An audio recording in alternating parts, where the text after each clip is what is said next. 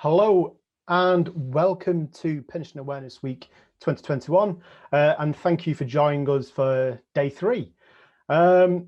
Today's live at lunch session is all aimed around the midlife MOT and we're going to talk to you today about what things that you might find interesting if you've been employed elsewhere or in the civil service for a number of years and you're partway through your pensions journey. First things first, let me introduce myself. I am Andrew Jones and I am the engagement manager for the Civil Service Pension Scheme from Cabinet Office. And with me today, your lucky things will not just have to listen or see me all the time. I have 3 wonderful colleagues from the engagement and training team in my CSP, Catherine Murray, Liliana Gonzalez and Emily Wilson. Today's session is a little bit different to what we've previously done. It's going to be broken down into a couple of different bits. We're just trying some different formats for the live at lunch sessions to see which works best for our members.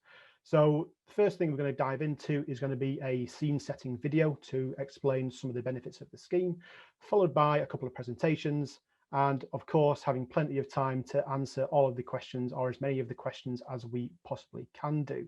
The one thing I would add is you are able to upvote any questions. So if you have a question that you want to ask, just have a quick look in the questions that are live and upvote those questions, because we will try and concentrate on the most upvoted or the most popular questions that have been raised.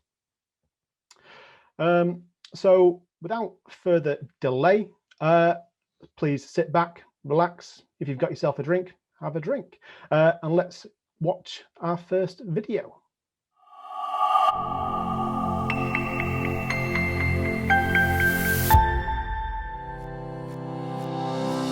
Make the most of 2 minutes and take a pension health check. The pension portal can help you to manage your pension. In it, you can view and amend personal details, view and download your annual benefit statements, view or update your death benefit nomination, use our retirement modeler. If you haven't already registered for the pension portal, you should do so as soon as possible. To register, you'll need your pension member number, found on your annual benefit statement, and your active member registration code, which your employer can provide. We've published a how to register guide for the pension portal on our website at www.civilservicepensionscheme.org.uk. Once you log into the pension portal, you can check your annual benefit statement. Your annual benefit statement shows the benefits you've built up in the scheme to the 31st of March each year.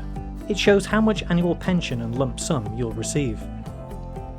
You'll also be able to use the retirement modeler, which takes the information from your benefit statement to see what your pension could be at different retirement dates. The modeler usually defaults to age 65, so you can see how much your pension would be if you retired on your 65th birthday. Use the slider bar to change the retirement age and see the difference this can make to the value of your pension. You can also use the lump sum slider to see how much tax-free lump sum you can take at retirement, and the impact taking it will have on your annual pension. Further information on your pension benefits can be found on the scheme website at www.civilservicepensionscheme.org.uk.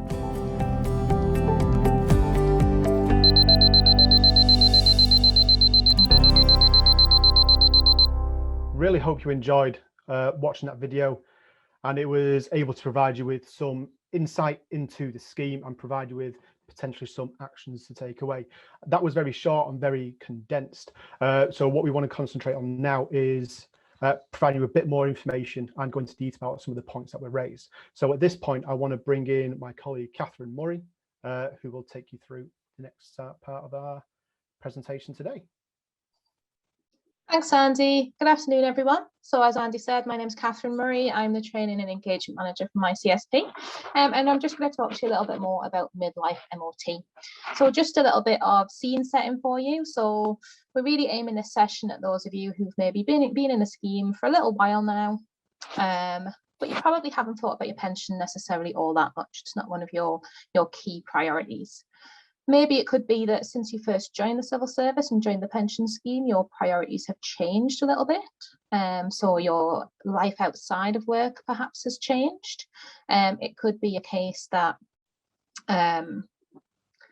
perhaps, sorry, I'm just getting my slides on and they're just being a little bit tricky.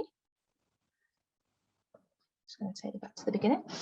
So it could be that perhaps when you first joined the scheme, perhaps you were single. Might be a case that now perhaps you're married or living with a partner, and therefore your personal circumstances have changed. Maybe you've had children, and so now, as well as thinking about yourself, you're also maybe considering, well, what are the benefits that are going to be there for my pension, for my family, as well as for myself as well. So your priorities outside of work might have changed, as well as your priorities in work.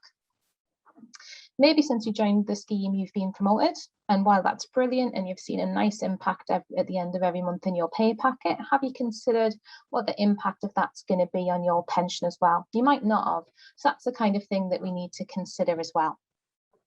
So we're going to take these factors and we're going to focus on some of the key things that you need to consider and think about as you head towards retirement. And you might think retirement seems like a really long way into the future, but I guarantee it's definitely closer than you think it is.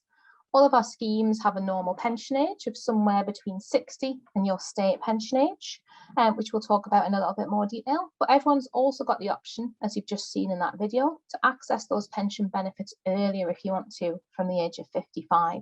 So retirement might actually be closer than you considered if you are thinking that you might like to take your pension benefits early. So we're going to look at some of the basics that you really need to focus on, and then some of the other factors that might impact your pension benefits. So first things first, every year you'll get your annual benefit statement. And this is a really useful tool, gives you an indication of the benefits built up each year to the 31st of March. So it's really important you read your benefit statement each year and you understand the information that's contained within it. Now in 2021, annual benefit statements went paperless. That means we're no longer sending a hard copy out through the post as we used to. Now all benefit statements appear on the pension portal only each year. So first thing to do, if you haven't yet registered for the pension portal, that's something that you're absolutely going to need to do because it's really important. You can access your annual benefit statement and you can read and understand the information that's within it. So the pension portal has been introduced over the last couple of years. Fantastic tool, allows you to see your annual benefit statement, but there's other features to the portal as well. Allows you to use our retirement modeler, which we'll talk about more in a second. You can make your death benefit nomination on there, and you can check and change some of your personal information as well. If you haven't yet registered for the pension portal, I'd say that's probably one of the first things you should consider doing once this session is over. And there's a really useful guide to registering for the pension portal available on the Civil Service Pension Scheme website. And we're going to drop the link for that in the chat box for you, so you can pick that up from there if you need to. So it tells you what information you need to register and where you can find it. In the event that you don't have some of the information that you need, you can contact the scheme administrator to get your hands on that information. There's a dedicated email address, which is portal@mycsp.co.uk. But I will stress that if you do need to use that to contact the scheme administrator, do make sure you include 3 pieces of personal information to make sure that they can identify you. Otherwise, they wouldn't be able to access your request. So things like your name, your national insurance number, and your date of birth would be good examples for pieces of information that you'd need to make sure they can share any information with you that's needed. So once you've registered for the portal, you can view your annual benefit statement on there, check the values, make sure you understand the information that's contained within it, how much pension you've built up so far. But what you can also do is use the retirement modeler, which we mentioned in the video. So the retirement modeler we've had for around two and a half years now, and it is such a brilliant tool. If there's one thing that you do on the Civil Service Pension Scheme website, I really recommend this one. It's really good at giving you projections of your retirement for the future. So what it does is it takes all the information from your benefit statement in terms of the value of the pensions you've built up so far, but it projects what you're likely to accrue in the future as well, assuming your working pattern and your salary are kind of the same as they are now. So it will default to age 65, so you can see what your pension might look like at age 65. It's got these sliders bars that you saw in the video, so you can play around with that. So you can say, well, what if I change the age? I'm going a little bit earlier, or maybe I'm going a little bit later, and you can play around with the lump sum as well. So it's really good to help you in terms of how much is my pension going to be further down the line? Is that going to give me sufficient income for the kind of retirement that I'm looking for? And I use this all the time as a scheme member. So in my head, I've got a sort of figure in mind in terms of how much pension I think that I might need in retirement. And the key for me is finding out, well, how soon can I get to that level? Because I want to retire on a certain income. The age isn't quite so important. I just like to retire as soon as I possibly can. So I've worked mine out. If you've ever seen me at one of pensionpower sessions that I've run all over the session, I'm sure I've told lots of you before. Currently, I've got about 7,500 days to go until my retirement date. So it's a long way away, but I'm thinking about it now and I'm ready and I know when it's expected to be. So it's a long way into the future, but I've still got my plan. So really good.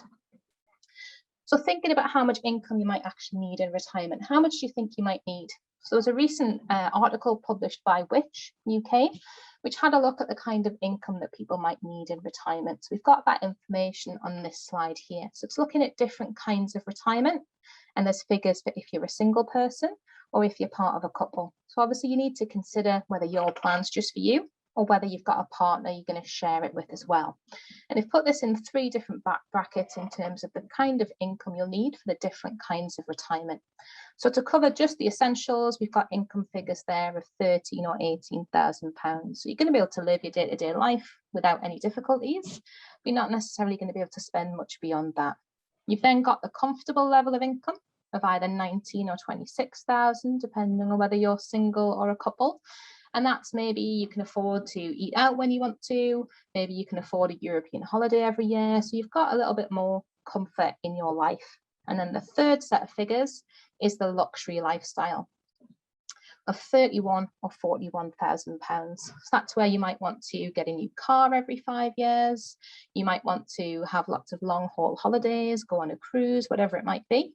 And basically just live exactly the life that you want to live once you've left work behind and you're enjoying yourself in retirement. Only you know what's going to work best for you for your retirement plan. And yes, it might still seem a long way off, but it's good to have an aim. It's good to have something to be working towards. So take some time out and consider the level of income that you might need in your retirement. Use that retirement modeler. Does it come out with a similar figure? Or perhaps is there then something else that you need to do to maybe bridge the gap? Or can you change your plans and maybe retire earlier than you thought you might want to? There's lots of different factors that you'll need to consider. And that will include considering what other income you might have in retirement. So you've got your civil service pension, but have you factored in your state pension and any other investments or income you might have from other sources? So getting that whole picture in place is really important so you can have the kind of retirement that you really want to.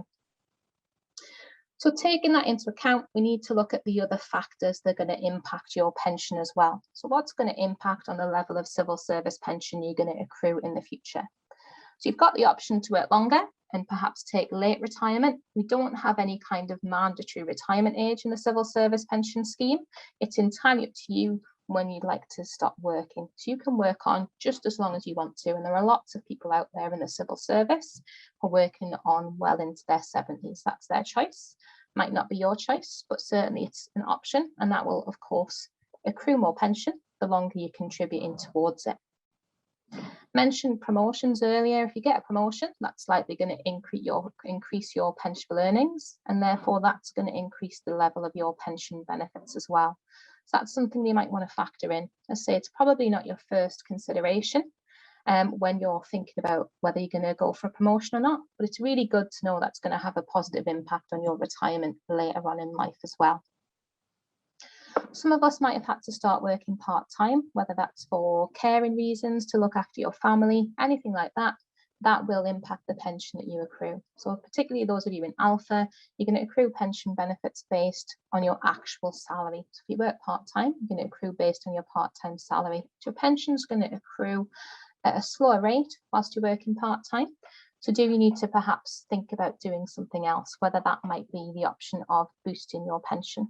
So there's a few different ways you can choose to contribute extra towards your pension, which you might want to consider doing if that's perhaps making up for some time when you've worked part-time.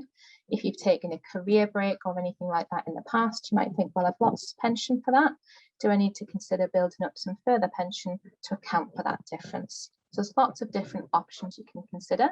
And later on in today's session, my colleague Emily is going to cover off more information about those options to boost your pension. So there's lots of different things that you need to think about, but lots of information that we're going to share to help you along the way, and tons of information always available on the Civil Service Pension Scheme website to help with your planning on the road towards retirement, whether it's 2 years or 25 years into the future. Always a good idea to have it somewhere in your mind, even if it's just a very distant thought. That's it from me for now. I'm going to pass back over to Andy and we'll take some of your questions shortly. Thank you very much for that, Catherine. Really hope you've enjoyed that first part of our presentations today. Just before we jump into all the questions that you've been raising, we're going to, throughout this part of the session, is run a couple of polling questions. And personally, I'd really appreciate the feedback and your responses to the questions that we raise. It's just very, very simple questions. It's just please select the choice which fits you. So let's move on to the questions. I'm going to go through and pick on people in no particular order to pose the questions to. The first one is, I'm going to ask for your good self, Liliana. The question is, can my seriously disabled adult son receive my pension on death? I have no other third parties. How do I approach this? Thanks, Andy, and welcome everyone. So to answer that question, yes. So there are dependent pensions available from the scheme, in every scheme, unless you're in partnership, because that is outside the civil service. So usually children's pensions are paid up to the age of 17 if you're a classic member, up to the age of 18 if you're in premium, Nuvos, or Alpha, or up to the age of 23 across the board if your child chooses to take up full-time education or training. But if your child has a mental or physical disability that prevents them from working in their own right, we actually would look to pay that child's pension for life. So the answer to that question is yes, we would. Thank you very much, Liliana. I really hope the individual who raised that and the people who voted it found that information useful. The next question I want to raise to yourself, Catherine. Apologies for jumping on you so soon after talking for the last 10 minutes. And this is around a big thing that's going on at the minute, which is called the 2015 remedy, or often referred to as the McLeod judgment. And it's around individuals being able to make informed decisions. The question is, will you be updating the online calculator to help us see what the different outcomes may be depending upon the McLeod decision? It's impossible to do any planning when we won't see the different options until we come to retire. Thanks, Andy. So it's me again, everyone. So just to give you a little bit of background on the 2015 remedy or McLeod, first of all, in case there's anyone who's not aware of it. So Alpha was introduced in 2015, and there were changes to all public sector pension schemes in a very similar way. There have been some legal challenges to those introductions of the new scheme. So it's not to the introduction of the scheme itself, it's the fact that members were treated differently based on their age. You can't treat people differently based on their age. The courts have found that to be discriminatory, and therefore that discrimination needs to be addressed. So what's going to happen is that for the period from 2015 to the 31st of March 2022, everyone will be put back into their legacy scheme. And from the 1st of April 2022, everyone will become a member of Alpha, whether they already were or not. And then at retirement, everyone will be given the choice to choose to have those benefits between 2015 and 2022 in Alpha, or in the scheme they were a member of previously. Now, this is quite a big change to the scheme, and because our schemes are all written in government legislation, all that legislation needs to be in place before these changes can be implemented. So the government are still working on passing that legislation.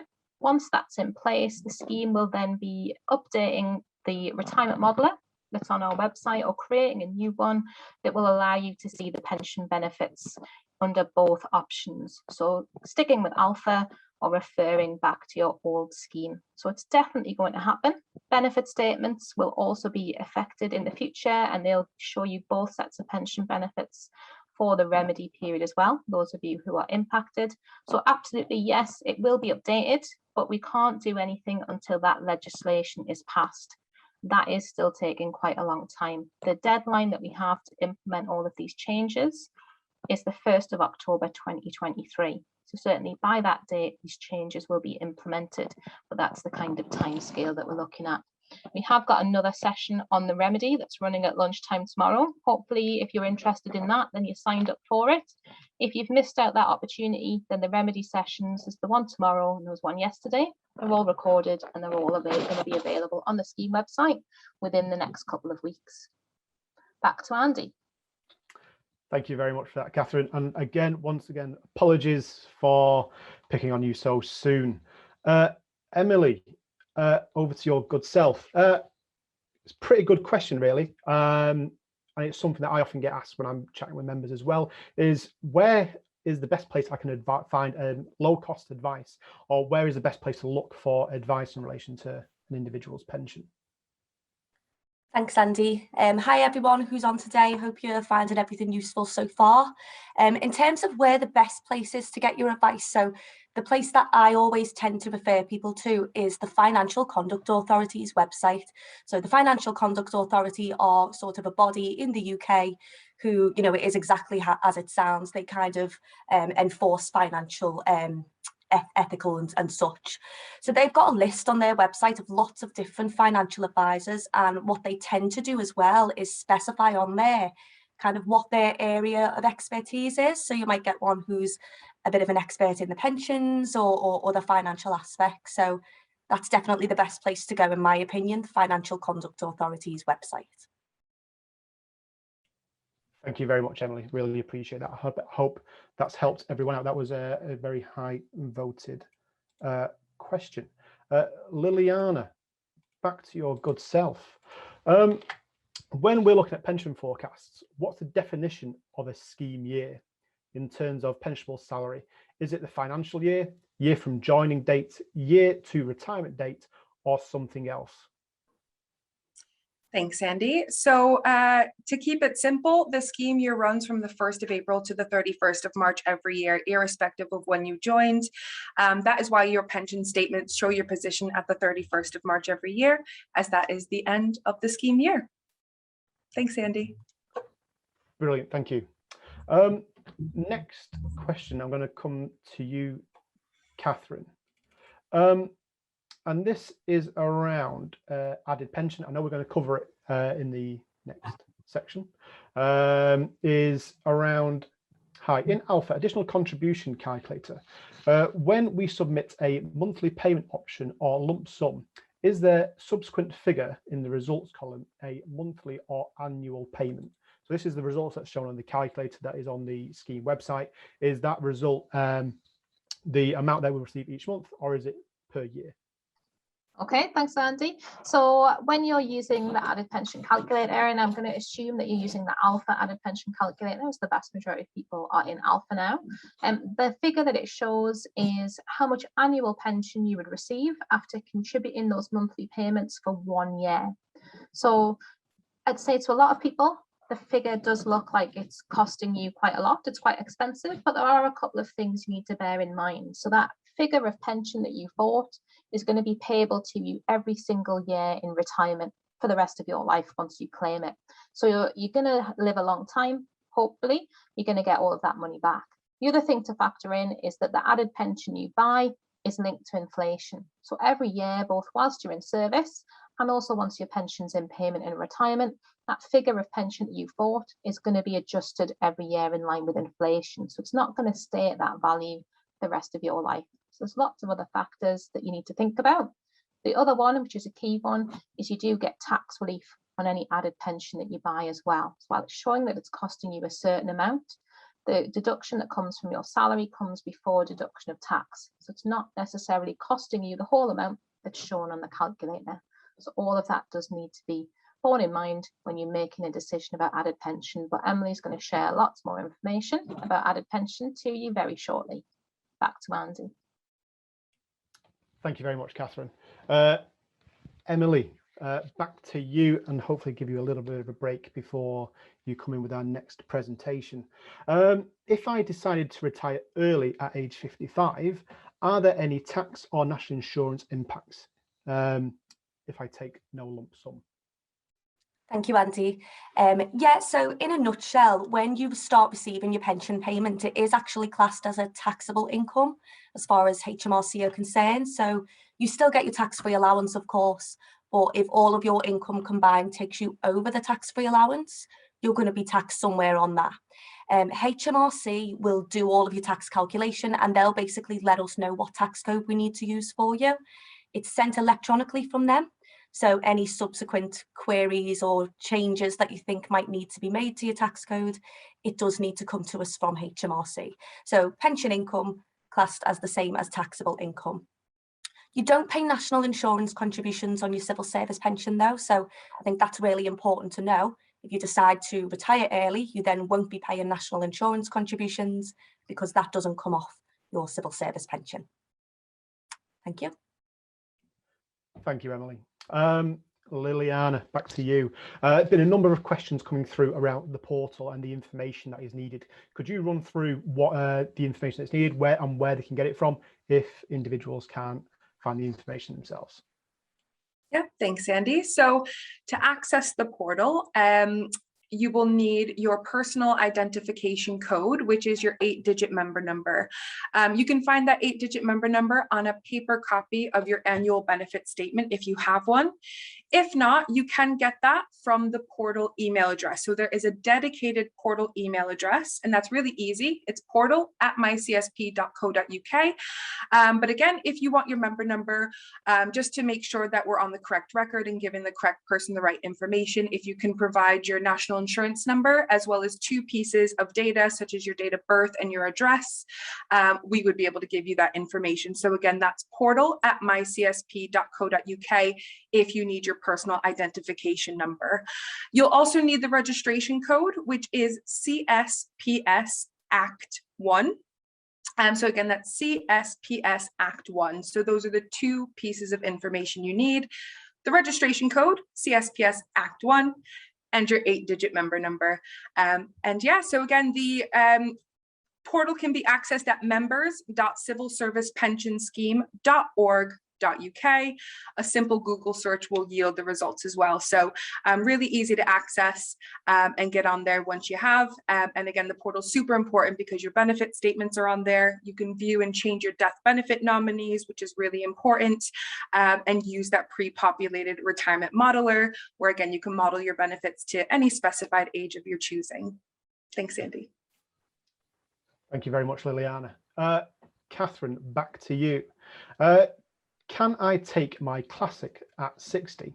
So my classic pension at 60, but defer taking my alpha pension at, say, age 64? So basically, is an individual who's got both a classic pension or a pre-2015 pension be able to split their pensions out? So can they take their classic pension separate to their alpha pension or vice versa? Thanks, Andy. So the answer to that is absolutely yes. So like most of us, many people now have got 2 different sets of pension benefits. You've got your pension in alpha, and you've got your pension benefits in your previous scheme as well, be that classic, classic plus, premium, Nuvos, or alpha. So when you come to decide to retire, you've got different options available to you. So it might be a case that you decide that you want to take all of your pension benefits at the same time. So if you do decide to retire at 60, if you've got pension benefits in one of the final salary schemes, then both of those sets of pension, both those pension benefits from final salary schemes are payable at the normal pension age of 60. But pension benefits from alpha aren't payable until your state pension age without reduction. So you might decide that you want to claim your alpha pension benefits early at the same time on a reduced basis. But if you don't want to do that, then you absolutely don't have to do that. You can take your alpha pension benefits separately when you reach your state pension age, or maybe 2 or 3 years into the future when the reduction that's going to be applied will be slightly less. Important thing to note is that if you are going to claim your pension benefits, then you do need to take a form of retirement. So you can't, for example, take your pension benefits from classic at 60, not take your alpha, but just keep working. Okay, so you'd need to take a form of retirement, which if you want to remain in the civil service would mean you'd be interested in taking partial retirement. So that's an option that's available to you where you can take partial retirement, reduce your earnings, but keep working in the civil service and access some or all of your pension benefits. So just to confirm, you are able to take your pension benefits separately. You can take your classic or any other scheme without taking your alpha at the same time as well. Back to Andy. Thank you, Catherine. Emily, I did promise to try and give you a break, which is what we're going to do now. But one more question beforehand. How are pensionable earnings calculated? I think it's centered around those individuals who got final salary benefits. Are you able to expand on that, please? Yeah, thank you, Andy. So pensionable earnings, so in the final salary pension schemes, which is Classic, Premium and Classic Plus. So we'll start with Classic first of all. In a nutshell, it's your best 12 months of salary in your last 3 years of employment. Now, when we say your last 3 years, we mean your actual last 3 years from your actual last day of service, even if you've since been moved over to Alpha with no break. So that's what we call the final salary link. In the Classic scheme, the specific way that we do that is called the 91-day step back. So we look at your last day of service, we look at what your pensionable earnings were in those last 12 months from that date. We then jump back 91 days and look at the 12 months prior to that. Jump back again 91 days, 12 months prior to that, and so on until we reach that maximum of 3 full years back in the Classic scheme. For Premium and Classic Plus, it gets a little bit more complex. So in a nutshell, it's your best 12 months salary in your last 13 years of employment. Again, from your actual last day of service, even if you've since moved over to Alpha. And I should also just add, it's actually always the full-time equivalent pensionable earnings when we're talking about final salary schemes. So just keep that in mind, always the full-time equivalent. Specific calculations then for Premium and Classic Plus, it's called the 3 legs. Leg number 1, we look at what your pensionable earnings were just in your actual last 12 months from your last day of service. Number 2, we look at what your highest pensionable earnings were in one of the last 4 complete scheme years. So remember, a scheme year runs from the 1st of April to the 31st of March. And leg number 3, we look at what your highest average pensionable earnings were in a period of 3 consecutive scheme years, going back up to a maximum of 13 full years back. So I weren't kidding when I said it gets a little bit more complex in them schemes. I don't expect you to remember everything that I've just said, but actually that breakdown is on the scheme guide for Premium and Classic Plus on the website. So if you go to the scheme website and just use the search bar at the top, that's going to be your easiest way to find anything. Type in, Premium or Classic Plus scheme guide, whatever it is you need, and it'll come right up. Back to you, Andy. Thank you very much, Emily. Liliana, next question for you. Please, can you explain the additional costs and how, especially around EPA, and how EPA actually works? Thanks, Andy. So EPA is a way to pay extra contributions on top of your normal pension contributions in the Alpha scheme to be able to take what you've accrued in that scheme year early. So the cost of EPA is dependent on your age. Generally speaking, it gets a little bit more expensive as you get older because the benefits are anticipated to be paid sooner. But there is a calculator on the Civil Service Pension website where you can price up EPA before making any decision.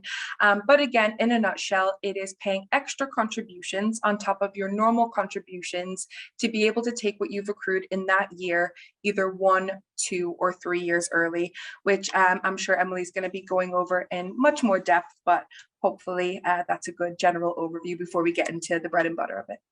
Thanks, Andy. Thank you very much, Liliana. So just before we go into our next set of questions, we've got a small presentation or part 2 of our presentations to provide with more information on the pension scheme. To which point I gave, as promised, Emily a small break from answering questions. So now over to Emily to take us through our next phase. Thank you, Andy. So hi everyone that's on today. Just to introduce myself a little bit more. So my name is Emily Wilson. as Andy said, and I'm a training consultant at my CSP, and I'll be taking you through the second half of the talk today. So let's share the screen. Here we go. So what we're going to talk about now is boosting benefits, right? Or top-up options. You'll probably hear it be called a couple of different things. Boosting benefits is basically a way of contributing more into your scheme now so that you can basically get more benefits back for when you retire. So that's the general gist of it. The first method of doing this is called added pension. And this is where you literally purchase more annual rate of pension for when you retire. So with added pension, you're not buying time as such, you're not buying years, you're buying an actual annual pension amount that will then change with inflation, be added onto your annual pension and paid to you for the rest of your life in the same way as normal. And when you sign up to purchase added pension, you do that in the scheme that you contribute to at that time. There's a couple of different ways you can pay for added pension. Firstly, we've got monthly contributions, so you can literally just increase your monthly contributions to pay for that. An increase in monthly contributions can only start every April. So it can only start at the beginning of the next available scheme year, which is the 1st of April. Or you can pay for it through a one-off lump sum. So you can make a lump sum payment into the scheme to purchase added pension. And with lump sums, you can actually do that at any point throughout the scheme year, but you can only do one per scheme year. Just keep that in mind. And you actually need to have at least 12 months service before you can make a lump sum purchase to added pension also.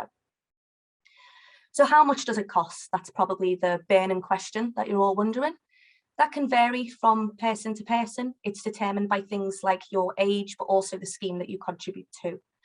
So what we need you to do is go to the added pension calculator on the scheme website. So on the scheme website, there's a page called member calculators, and that's where you'll find all of the calculators that we've spoke about today.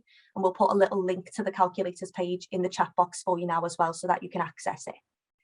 So on the calculator, the best thing I can say to you is just make sure you have a good play around with that, because you need to make sure you're really understanding what it's actually telling you, right? So for example, let's say you wanted to purchase an extra, say £1,000 of annual pension.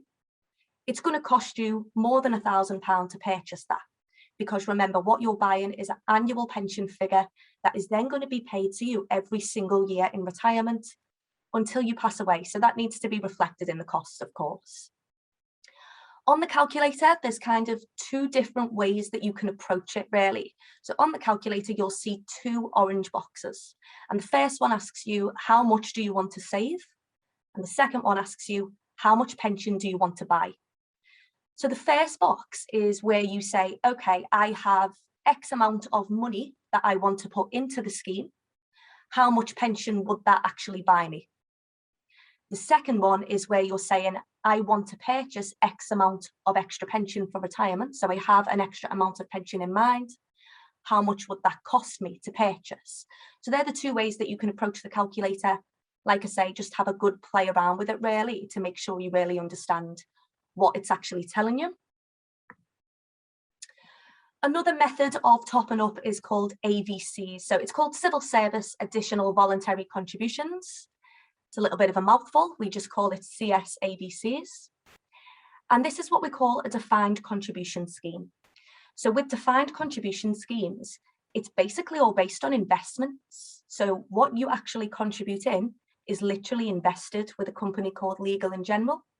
And what you get back at the end is a pot of money, or retirement fund, I should say, based on how them investments have performed. So there's no set calculation to this like there is some of the other schemes.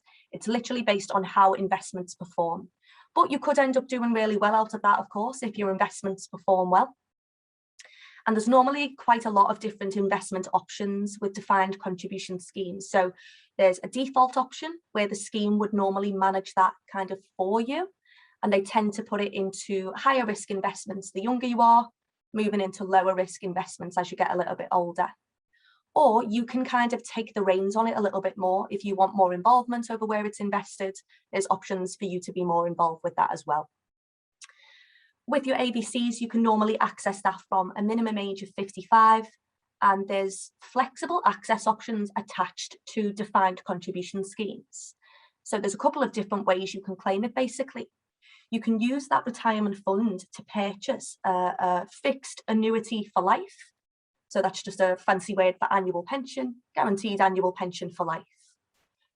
Or you could actually claim the whole thing as a lump sum if you wanted to. So with defined contribution schemes, you can withdraw it all as a lump sum. However, only the first 25% of that payout would be tax-free. Or you can do a combination of them things through something called income drawdown. So that's basically where you just kind of dip into your pot and retirement fund as and when you need a lump sum or a bit of an income from it. So that's called income drawdown. So AVCs are basically there for any of the civil servants who want to make sort of additional contributions, but on a more investment type basis. That's what AVCs are there for. We're going to look now at some of the family benefits that come with being in the scheme. So death benefits or survivor benefits, again, you'll hear it be called a couple of them different things. And I just want to start off by really emphasising there's two different elements to this, two separate elements to the death benefits of the civil service pension schemes. So firstly, we've got a death benefit lump sum, and that is a one-off lump sum payment that you nominate someone to receive for when you pass away. And the estimated amount of your death in service lump sum is normally on your statement. So, you know, when in doubt, always just look on your statement or on your pension portal. And, you know, 9 out of 10 times, a lot of the information you're looking for is going to be on there. So the amount of death in service lump sum is on there. Completely separate to that lump sum is dependent pension. So this is a separate part of it. And when we say dependent pension, we mean ongoing monthly payments for someone that meets certain criteria. So you don't necessarily have to nominate any dependent, but they do have to meet the criteria. So I'll go through that with you right now, starting with the adults. In the classic scheme, that is a spouse or civil partner only. So you would have to be married or in a civil partnership in the classic scheme. In all of the other schemes, cohabiting partners are recognised. So just in a relationship and living together, that counts in the other schemes. But if you do have a cohabiting partner, ideally, you would let us know that. And that's by filling in what's called the partner details form, which can be found on the member forms page on the scheme website. So again, just type into the search bar at the top of the website, member forms, and you'll find a list of them there. So the whole purpose of the partner details form is it's just going to make things so much easier at the time for everyone if we've already got their details on file. So maybe have a think to yourself right now, do you have a cohabiting partner? Maybe take away as an action point to send us that partner details form. You might also have dependent children though. So this is in addition, it's not necessarily one or the other. And the criteria for children is that they are under age 17 in the classic scheme, under age 18 in all of the other schemes, and thereafter they would need to be in full-time education. And in that case, we can pay it up to the age of 23. So just echoing what Liliana said earlier, basically. So in full-time education under the age of 23. But also remember, if you've got a child who's got a disability and can't work themselves, we could actually pay that to them for life. So I think that's really useful to know. So just a little bit more information about that death benefit lump sum. So like I say, you have to nominate someone to receive that. Well, how do you nominate them? Through the pension portal, what Catherine was talking about earlier. So that's the online login facility on the scheme website. Not only can you update your death benefit nomination through there, but you can check it. So if you aren't sure if you currently have one or you don't know who it is, check it on the portal and then you can get that updated on the portal as well. If need be, you can also just fill in a death benefit nomination form from the member forms page on the scheme website. So that's fine. It's just the encouraged way of doing it is the pension portal, just so that you've then got access to all of these other things that the portal gives you as well. So who can you nominate for this? You can literally nominate anyone. It doesn't have to be a family member. I think a lot of people assume that it can only be a family member, and that's not the case.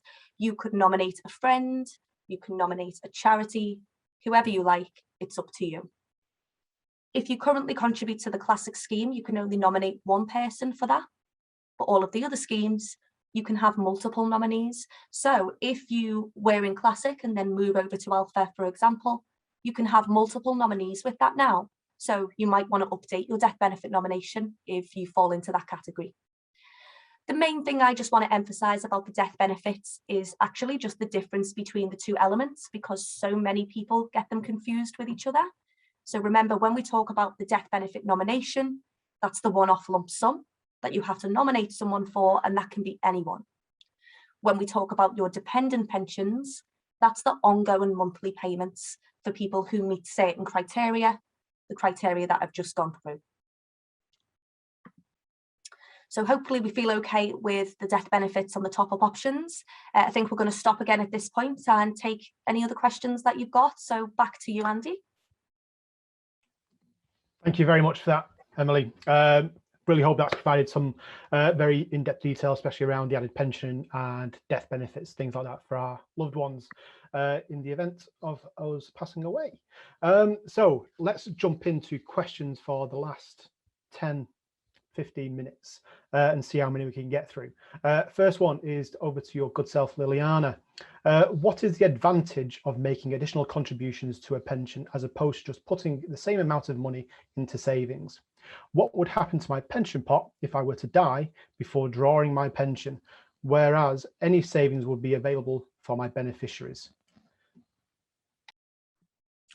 Thanks, Andy. So to answer the first part of your question, the advantage of making additional contributions for added pension, for example, you know what you're going to get as that pension amount, whereas with savings, obviously interest rates can vary if you get any at all, where you are able to purchase additional pension that's payable for the rest of your life. So that would be a continuing payment. You know what you're putting in and you know what you're getting from that. And that's really a guaranteed payment, where again, with savings, you know, there may or may not be interest.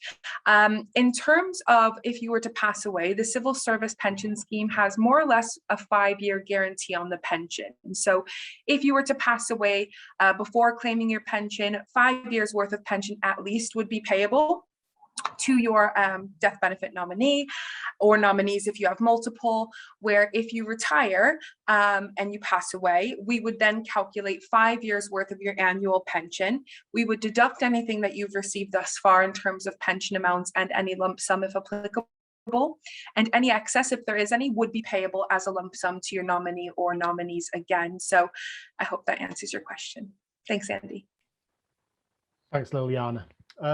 Catherine, for death beneficiaries, we know on Premium, Nuvos and Alpha and Classic Plus, we always forget about Classic Plus, individuals are able to give percentages. What percentage of my pension pot does my nominated person get if I die? Thanks, Andy. So if we're talking about the death in service lump sum, then the amount that's payable is a multiple of your salary. So if you are a member of Classic, Nuvos or Alpha, then the lump sum that's payable is 2 times your pensionable earnings.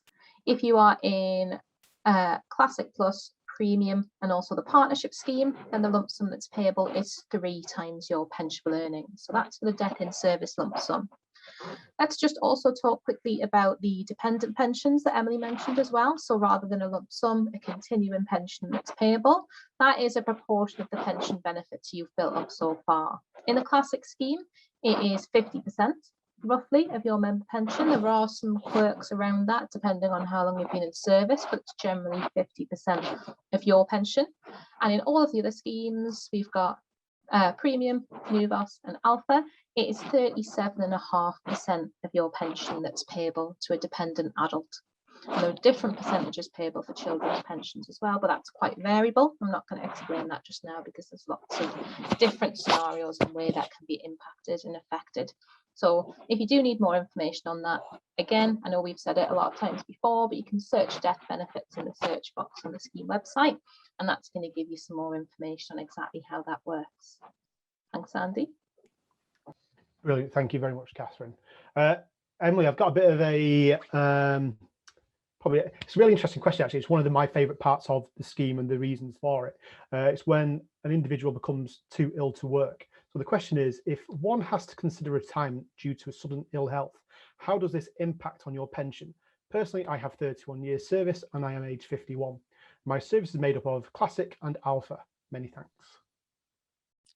Thanks, Andy. I actually agree. So strangely, ill health retirement is also one of my favourite parts of the scheme, just because it's not something we come across every day. There's a lot to it, and gives us something different to do than the normal parts of it. So ill health retirement, this is where if your health deteriorates, you might actually be able to get your pension, first of all, paid early without having to take the usual early retirement reductions. But you might also get quite big enhancements to your figures depending on just how severe your case is. So if ever, the key point of this is you need to ask yourself, has your ill health started impacting your earnings? Are you now suffering a loss of earnings because of that? And the ill health likely needs to be permanent. So what happens is you would normally speak to your employer first of all, who would consult with occupational health just to see if anything can be done from that end. If it can't, then they'll explore the route of ill health retirement. Your case will be referred to our scheme medical advisor, which is called health management. And they'll basically assess your case from top to bottom, the ins and outs of it, and they'll let your employer know if they think you meet the criteria for ill health. If you do, then like I say, the two options are you would either be able to get your pension paid early, but without having to take any early retirement reductions. So that in itself could be really a big sizable difference than if you were to just apply for normal retirement. But secondly, you might then also get enhancements on your figures. So literally increasing your pension figures in themselves. So more than what you will get now, even possibly. Just remember it would all have to be assessed and decided by the scheme medical advisor. So have a little think about it, speak to your employer as a first port of call and take it from there. Brilliant, thank you, Emily. Liliana, back to yourself. And this is around the question itself centers around premium, but it can definitely be used for pretty much all the schemes really. Is how long do you need to be on a salary for it to be used in your final salary in premium? So basically, if someone, for example, has had a promotion, pay increase, things like that, how long do they need to be in the scheme for it to be fully impacted and they have the full benefit of it? Thanks, Andy. So in terms of pay, the way we calculate pensionable earnings is by what you've actually earned. So in theory, if you've had a pay rise, for that all to count, you have to have been on that pay for at least 12 months. So again, as Emily mentioned, there are specific calculations that we perform to get the best pay. And again, there are specific calculations, but again, just in general terms, you have to be on that new salary for at least 12 months for it to count in full. Because again, just say, for example, someone's retiring today, we'll look at the 16th of September to 2020 to today. And in that 12 months, what has that member earned? So for example, if the member was on £20,000 for the first 6 months and then £30,000 for the second 6 months, their pensionable earnings would be £25,000 because they've earned £10,000 plus the £15,000 in the last 6 months. So it's as you earn it. So again, at least 12 months is the short answer. Thanks, Cindy. Thank you very much, Liliana. Catherine, real good question. I'm a big fan of partnership, or the partnership scheme as well. It's a great alternative if individuals don't want to be part of the main scheme. And the question is, if I were to change from alpha to partnership, does the alpha pension get transferred, or can I freeze it and keep it as a separate pot?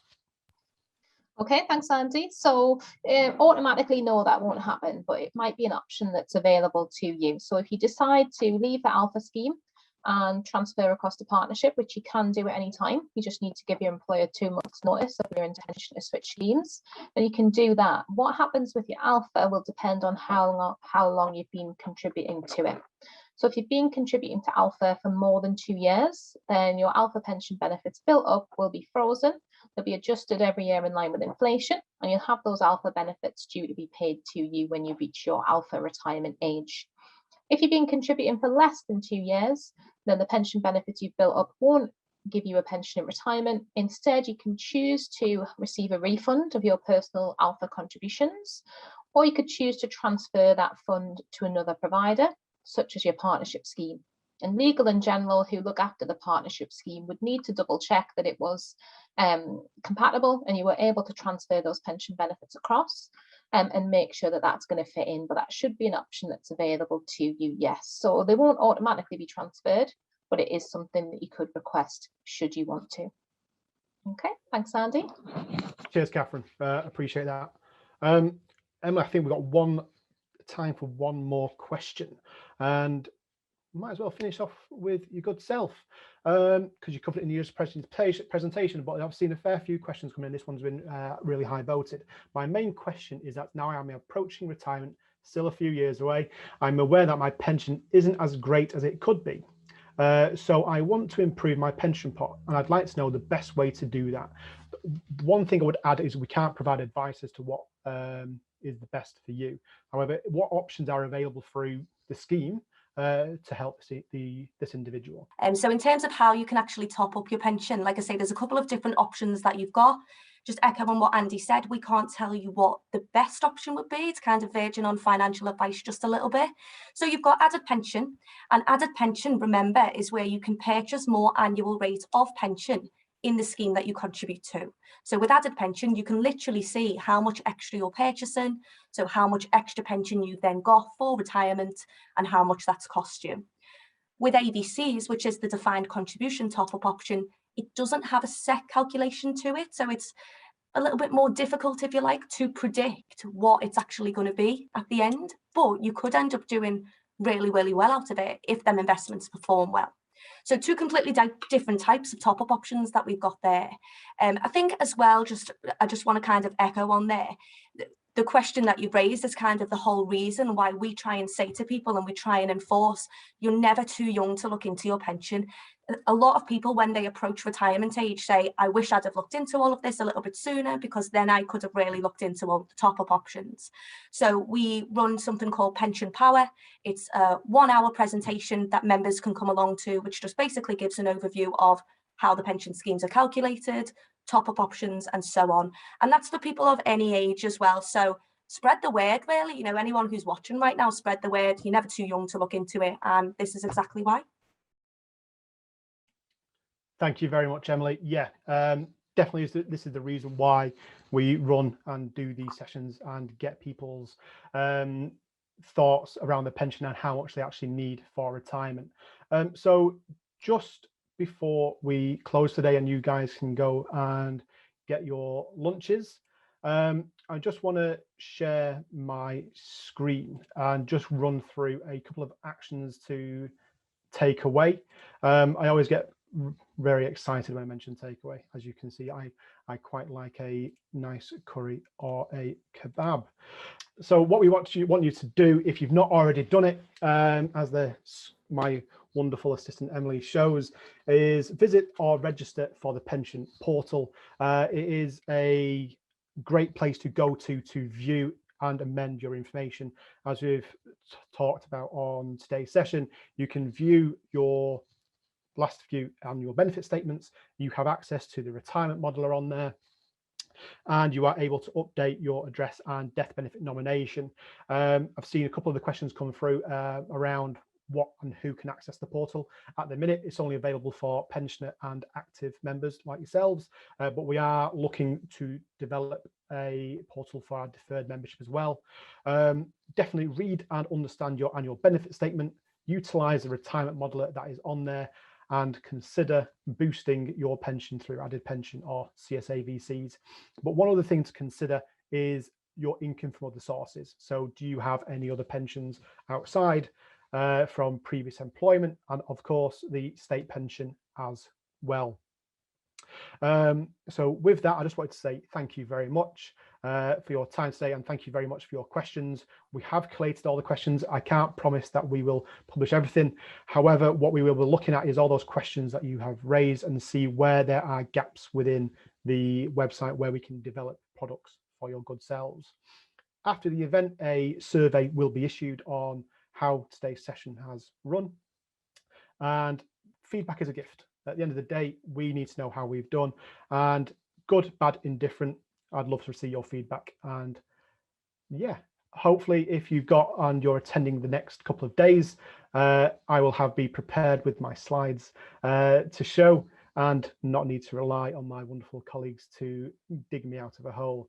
So with that, thank you very much for today's session. And if I'm going to see you again, I'll see you over on Thursday and Friday. And if you're not going to attend again this week, I really hope you've enjoyed today. Thank you very much.